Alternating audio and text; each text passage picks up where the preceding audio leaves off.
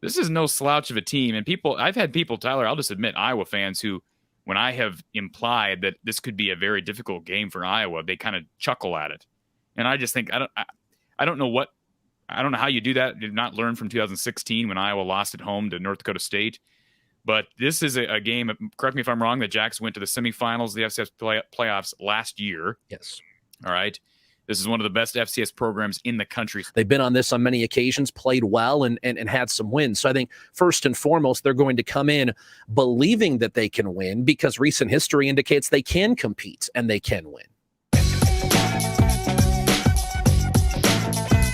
South Dakota State Iowa game seems like forever, down the road.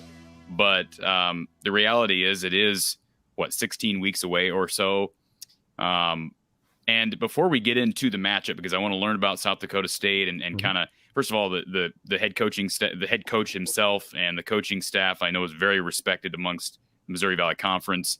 My good friend Don Patterson had nothing but good things to say about your head coach. Sure. But let's talk about the draft, because many Iowa fans probably don't realize that South Dakota State had as many players as Iowa did drafted.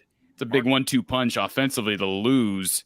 And I looked through the draft history of the Jackrabbits, and it's been a long. Have you guys ever had two guys drafted in the same year? Yes, but it's been a long time, and certainly Pierre Strong Jr. You talk about losing Oladokin. It's a unique scenario in that, yes, the Jacks lose Oladokin, but they return at quarterback the conference offensive player of the year, who had gotten hurt in the spring, which is why Oladokin had to come in. So it's unique where you're losing an all-conference quarterback, but you're actually still maintaining someone as good as anybody in the conference at QB.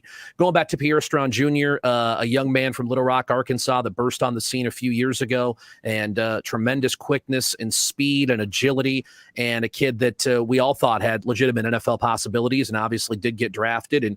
And I think he has a very bright future. Oladokin kind of snuck up on people. It wasn't until really the past couple of weeks leading up to the draft that it was legitimately thought that he would get drafted. Everybody believed he would get an opportunity somewhere, but I think we assumed maybe more as an undrafted free agent. And there were three other Jacks who were undrafted free agents, but Oladokin did sneak in there as a late pick, where Strong you knew was going to go somewhere. Multiple-time All-American and just a phenomenal student athlete. And so no surprise there. And like you said, two Jacks drafted. It's quite a feat for SDSU.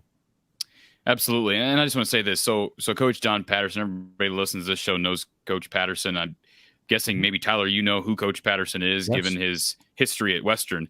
Mm-hmm.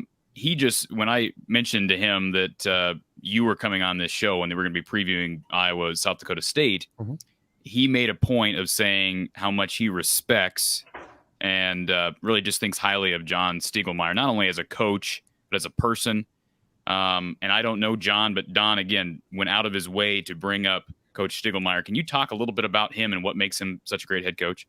Well, there's so many layers to John Stiegelmeier. I think, first off, from the 10,000-foot view, you have to look at the fact that he is one of the more unique football coaches you will ever find. And I say that because it starts with the fact that he does not utter a swear word, to the point where his word of frustration, his phrase is holy nutmeg, which is also his Twitter handle, which he doesn't use Twitter all that often, but he is on it. He will occasionally tweet. And it definitely comes off more like your grandfather tweeting than it does somebody of age. But Stig is a down-to-earth guy. He's somebody who grew up in a small town in South Dakota, northeast side of the state, Selby, South Dakota, who did have a foray into the FBS way back in the early 80s and just didn't like it and just said, this isn't for me. You know, I want to spend more time with my family. I don't think that's something for me that I want to do. And so his dream was to stay at his alma mater, South Dakota State. He's been here since the late 80s. He was a defensive coach for a decade and then became the head coach in 1997. And one of the more unique parts of the Stiegelmeier story is he was with SDSU as the head coach when the Jacks were Division II in the North Central Conference and didn't have a ton of success. You know, had a couple of 7-win seasons, but in all the years of Division II, SDSU played in one playoff game and got routed way back in 1979. They move up to the FCS. All of a sudden, There's some infrastructure in place, improvements to facilities, scholarship improvements, and suddenly this program takes off. And now you're talking about an unbelievable run of success with multiple postseason appearances in a row, FCS semifinal trips in 4 of the last 5 postseasons, a trip to the national championship game in the spring. And so Stig led all that. And again, it's more of a down-to-earth approach. And he's very adamant, too, in that he's the head coach. He's kind of like the CEO. He doesn't get to have his hands dirty in everything, so he relies a lot on his assistants. But he really is a throwback of sorts and just a unique guy. He calls, and the Jacks do some of these things, too, but trick plays and the wildcat formations and whatever, he will jokingly refer to that as communist football. He believes in the I formation and 3 yards in the cloud of dust. Now, like I said, the Jacks will still run their trick plays, but that's what he would refer to some of that stuff as. So very unique guy, but again, stand-up individual, very heavily involved in the FCA and Feeding South Dakota is a huge charity here. He's got his name on, so does a lot of things like that and highly respected in the state.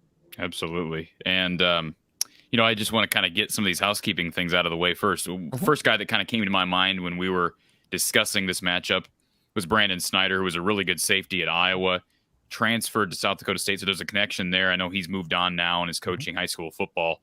FCS versus FBS, obviously you're going to be hard pressed to find a team that has a great record against FBS competition, but South Dakota State has had its share of success against FBS teams. I think of a couple of years ago, taking Minnesota down to the wire.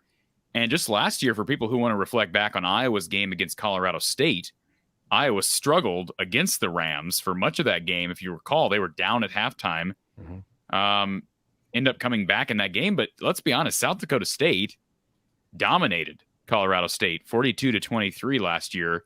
So this is no slouch of a team. And I've had people, Tyler, I'll just admit, Iowa fans who, when I have implied that this could be a very difficult game for Iowa, they kind of chuckle at it. And I just think, I don't know how you do that. Did not learn from 2016 when Iowa lost at home to North Dakota State. But this is a game, correct me if I'm wrong, the Jacks went to the semifinals of the FCS playoffs last year. Yes. All right. This is one of the best FCS programs in the country. So what does South Dakota State bring to Iowa City that you think could potentially cause Iowa some problems? Well, I think first and foremost, like you said, it's a program that's had a lot of success. And we say last year, we have to put the asterisk from the FCS standpoint. There were 2 last year because there was the spring season and the fall season. So in the spring, SDSU went all the way to the national championship game and came less than 30 seconds away from winning it, and then went to the semifinals in the fall. So played 25 games during last calendar year, which is just almost unfathomable, but that's what happened. And so they've been around the block.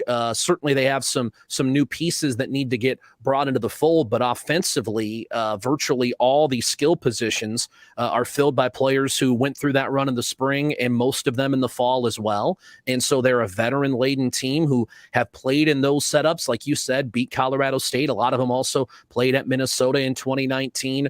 The program won at Kansas a few years back as well, back in 2015. Stiegelmeier was there. The coordinators who are here at South Dakota State were involved in that win as well. So this isn't their first rodeo. Look, they may go to Iowa and lose. There's no question. That's indeed a possibility, but it's not going to be because the moment's too big for them, like they've never been on a stage like this before, because as we said, they've been on this on many occasions, played well and had some wins. So I think first and foremost, they're going to come in believing that they can win because recent history indicates they can compete and they can win.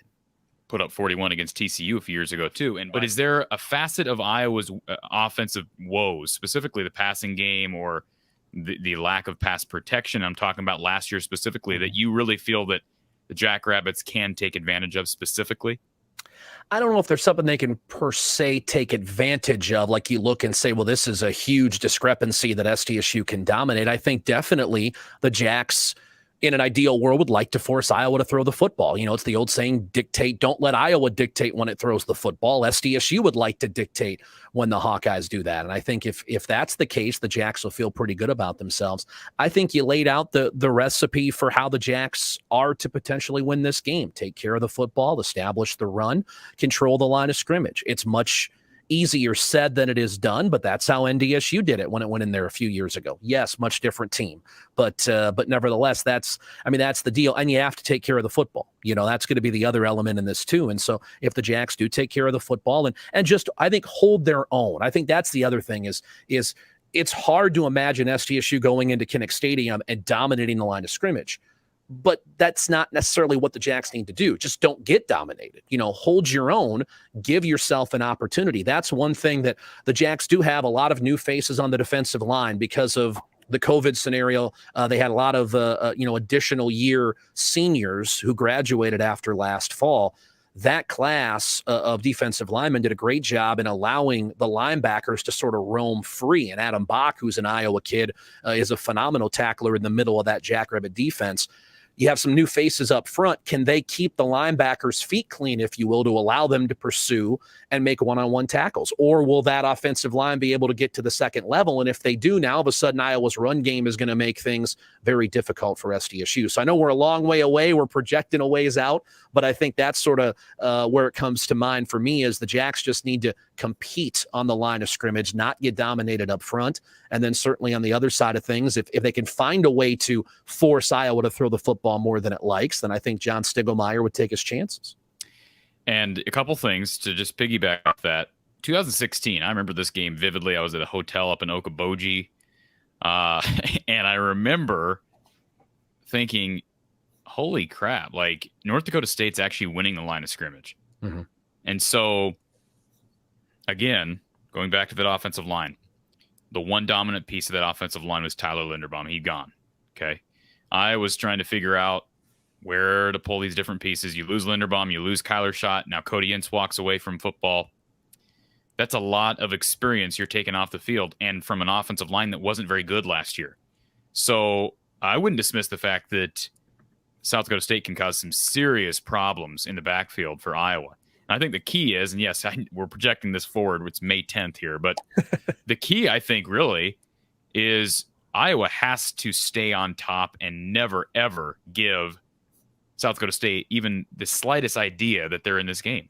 Because the longer you let this type of a team hang around, it's what they did with North Dakota State, and we know that happens all the time. Mm-hmm. It happened with the Iowa-Richmond March Madness game. Iowa let Richmond hang around. They started to believe they could win.